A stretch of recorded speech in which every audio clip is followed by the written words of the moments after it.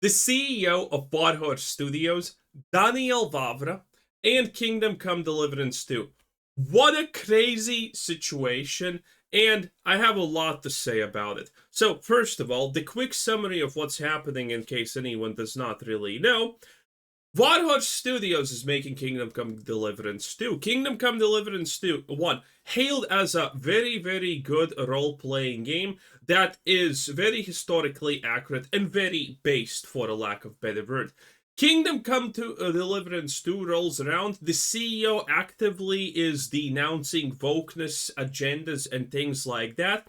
Then suddenly, Kingdom Come Deliverance 2 is almost at our doorsteps, and people start finding out things. For example, the fact that your protagonist now can easily be gay. And his best friend Hans can also easily be gay. Pretty red flag, but not necessarily a deal breaker, because, role-playing game, maybe you put it in. Have doubts, who knows, but now we know more. Other big thing, black person in middle-aged Bohemia, 15 age by the way. Okay, could be a part of a caravan, could be a trader, could be something, who knows? Still kind of a reddish flag. And now we know more. And all of these things were actually legitimate red flags and legitimate problems. First, the gay thing with Hans, if you sword train with him, out of nowhere you get the option to romance him. Why? Don't know. Canonically, in the previous games, there's no hint of them being gay, nor your character, nor Hans. In fact, there are DLCs where Hans tries to seduce different kind of women. In fact, he's kind of the middle-aged playboy to begin with, which is kind of a big deal. So the fact that he turns gay, completely out of left field, completely unprecedented, and the fact that you can be gay in general is, again, kind of out of complete left field. They could have made a new character if they actually wanted this to be a legitimate roleplay option, but it's not.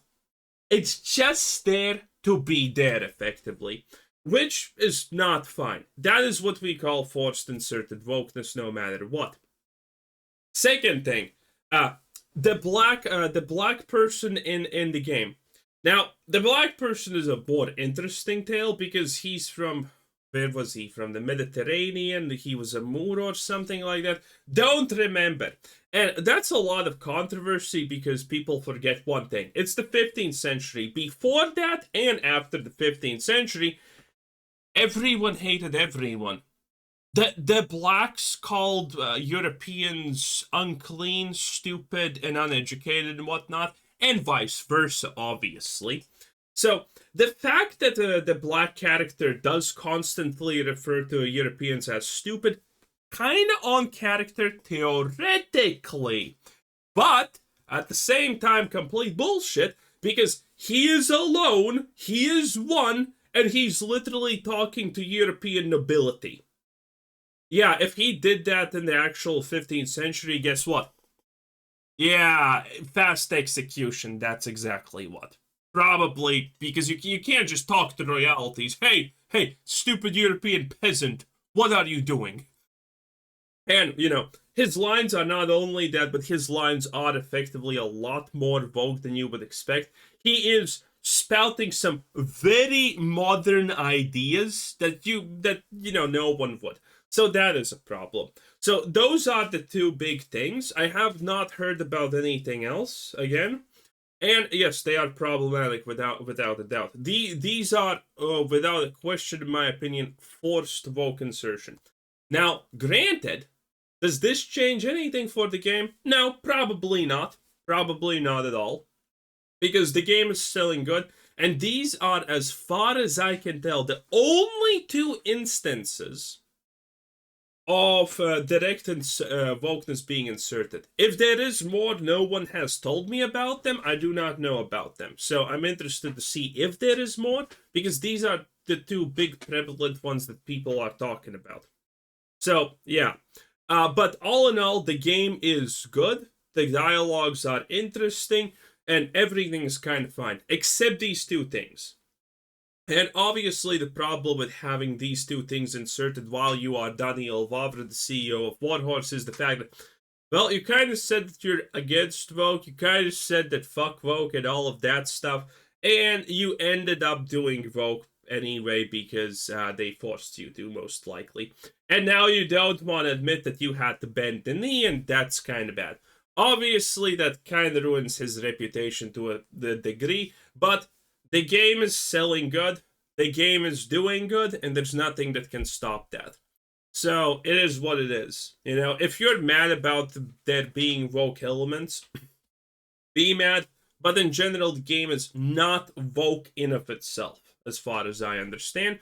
So people are buying it. I'm not perfect, nor do I ever try to claim that I am. And when I get something wrong, boy, do you guys let me know I got it wrong. And yes, I'm sure. Wait, is that his channel? Yeah, that is his channel. Wow. Okay. I didn't get that, and we reacted to this video, right? Well, admittedly, I did get more dislikes than on average, but hey, I guess different audiences. I don't research these things, I just give my opinion on things. Oh, wow. Nothing like this happened to me at all. Do you guys let me know I got it wrong? And yes, I'm sure welcome to my own opinions, and you guys have always welcomed those. I'm not trying to say that I'm not allowed to think what I want to think and talk about that. I want to be clear here, and I understand exactly. Ew, kind of seems like that, though. Oof. Why the Oof. community on the whole was like, yeah, it's cool, it's fine, whatever, but a lot of people were very frustrated with my stance because I wasn't listening to you guys. I was just talking to you about the situation and why I feel a certain way instead of taking in all the information. So I took a step back after that video and then hit it hard as far as researching, finding out more about this guy and everything that's out there to understand where the community is coming from. Oh yeah. Someone linked me a video yesterday about this, and there are a lot of lies. Maybe he actually watched the same video. I'm not sure, but yeah. And holy crap, the information I found out about this Daniel Vavra guy is not great. In fact, every single thing that I was looking up about him seems to be disingenuous, pandering to a certain demographic, or just a straight up lie to the community. And at the end of the day, Well, that's a bit more than I expected. I totally understand. But admittedly, I did not look into him at all. I just looked at what's happening in the game. Where everybody was coming from. What's going on, guys? Welcome to another episode of Smash JT. I first and foremost want to start off this video saying I'm sorry, I got it wrong, and I will try to be better moving forward. That doesn't mean... By the way, is this situation the reason people are commenting in my comments, Smash JT, blah, blah, blah, done? Is it? I'm not sure, but is it?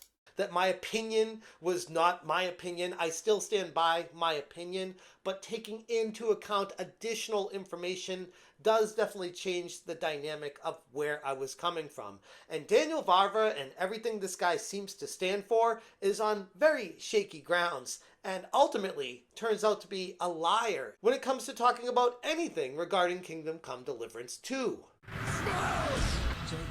I'm not going to bother saying subscribe because people did plenty of unsubscribing in my past videos. So, hey, if you want to resubscribe, great. And if you don't, you want to move on, I appreciate you at least hearing me out on this video and seeing where we go from here. It's because of you guys in the community where I do listen to feedback and I take that in and try to be better. Alright, actually, let's look at these comments. We are going the slow burn tactic with Vogue Brainrot again, and I will not accept. Okay, yeah.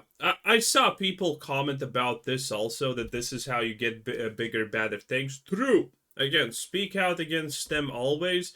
But, again, most people are gonna accept this, because this is the most minor form of it. It's still there. But yeah, this is how we get from good gaming to bad gaming, because every time the ante gets upped a little bit. So people who are saying this are definitely in the right. Where I do listen to feedback and I take that in and try to be better. Over the years, Kingdom Come Deliverance has earned, as I'm actively learning in real time here, an extremely dedicated fan base for its commitment to historical realism. My initial take on this Seems disregarded so. some of you very flippantly, tossing many aside for my own personal agenda. I wanted the sequel to be great. I wanted to finally have a great game to be excited about and actually play it this time. But after a lot of thought and powerful feedback from the community, I've taken a much deeper dive at who this Warhorse Studio founder Daniel Vavra guy really is, and how he strikes me as a compulsive liar, someone who I feel has been compromised and extremely disingenuous to the entire community. And many of you have let me know that in your own special way. Kingdom Come Deliverance 2 is a minefield for creators where many don't even want to talk about it so much as acknowledge a situation right now because of what transpires if you piss off one portion of the community. So what I'm going to do here is step back and say, Oh, I don't know about that portion of the community. But yeah, talking about Kingdom Come Deliverance is really hot. Because what did we have? We had Matty Plays review of this. And something else, I forgot what it was. And those people don't even... Well, they don't even admit that woke is a real thing and that it exists in gaming. So, kind of hard. But in general, the game overall seems good.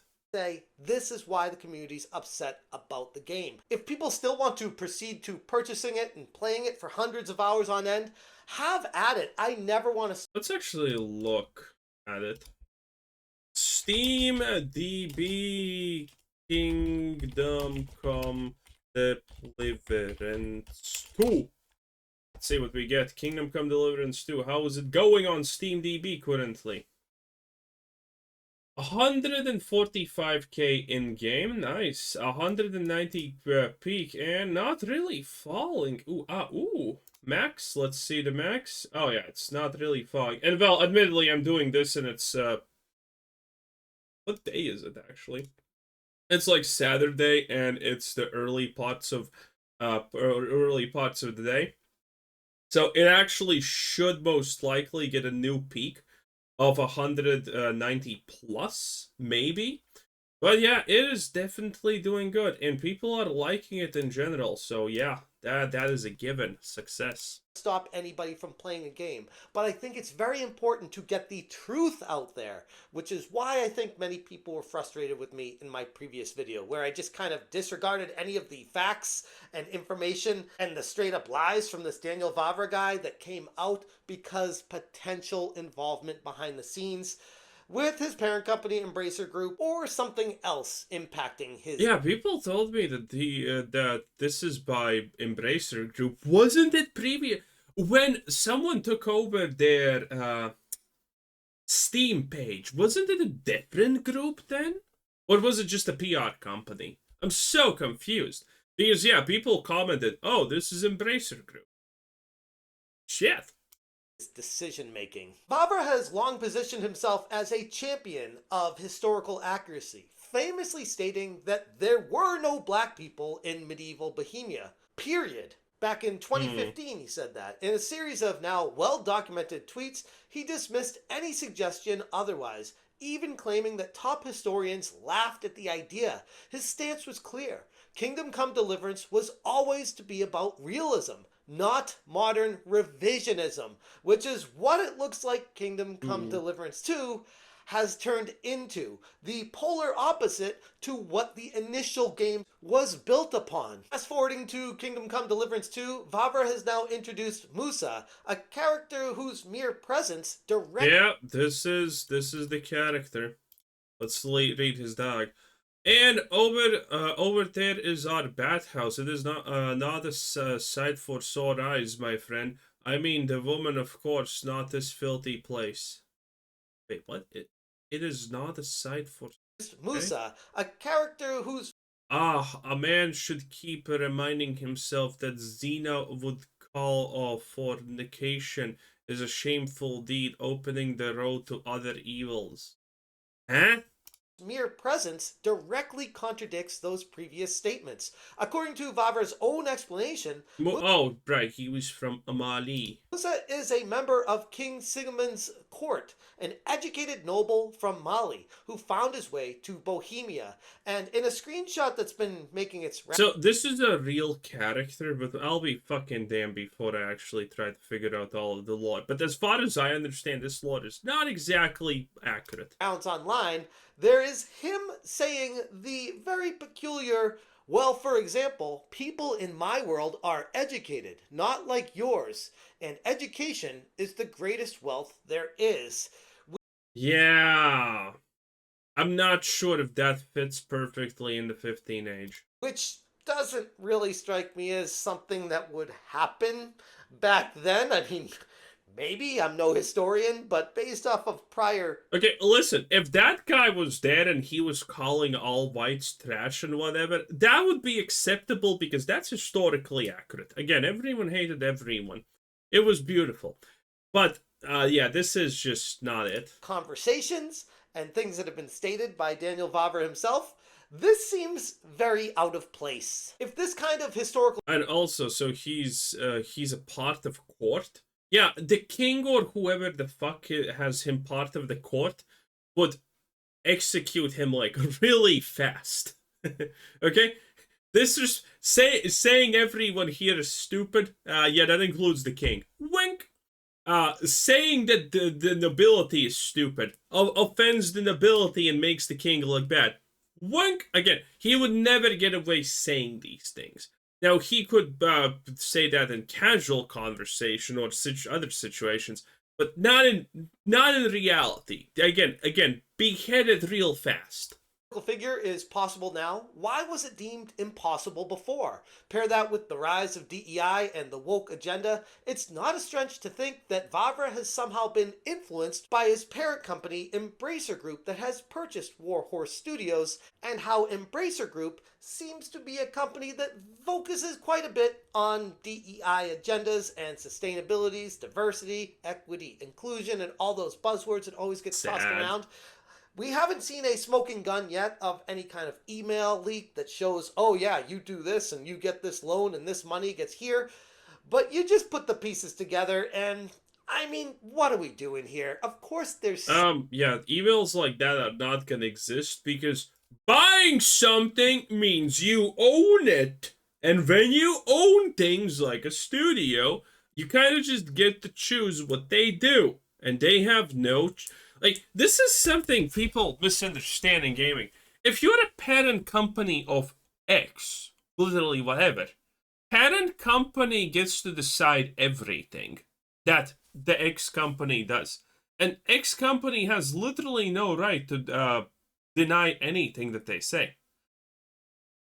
They own you. They literally own you. They own the place you work. They pay the salaries, technically, that they are paid.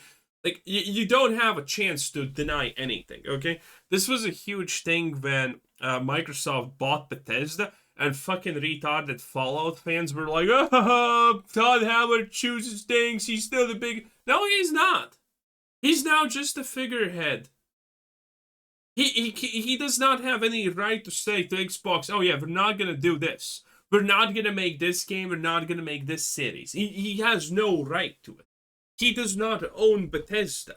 Microsoft does.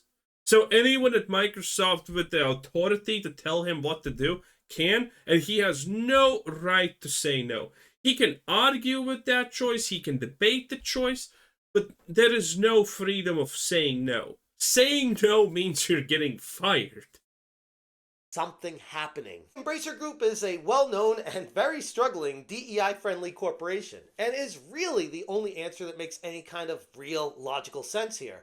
The problem isn't just about historical accuracy, though. It's about trust. Vavra isn't going to come out and say, hey guys, I just signed a deal with Embracer to ensure that we checked all those boxes in order to be funded. In a situation like this, we really need to read between the lines. This is the same guy that previously ridiculed the idea of a black character in his setting, only to later justify it in its own sequel. Was his original stance genuine, Oof. or was he always just saying what suited his argument at the time?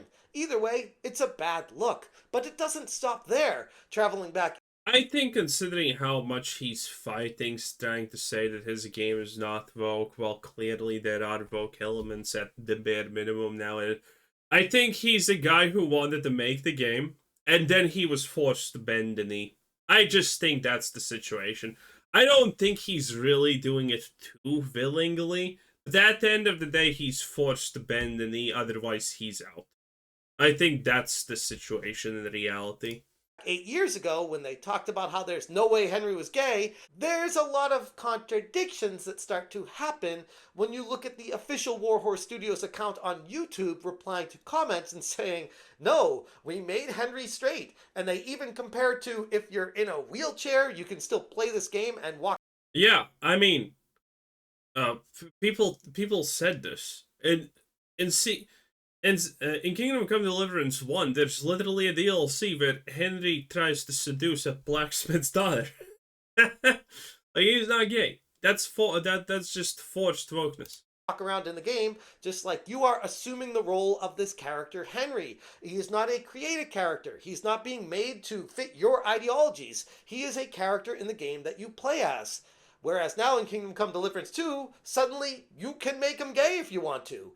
Which is pretty frustrating for someone that doesn't This also goes against my opinions of it being just a roleplay. Okay. want that character arc to be gay and wants the character to stick to what they built him upon in the first place. Maury Max said, will we have some kind of same-sex romance or even any kind of romance? And Warhorse Studios replied, same-sex romance, no. You will play as Henry, the son of a blacksmith from Silver Scalus, and he already does have a background story in which he is not a order homosexual. But there will be homosexual NPC characters in the game, and Maury Max replied, so those players who are not straight will be forced to romance a woman? Which I gotta take a step back and just ask the question of whoever this dude's asking, like, what are you playing this game for, expecting your woke ideology to be implemented in a character from a game that you're playing?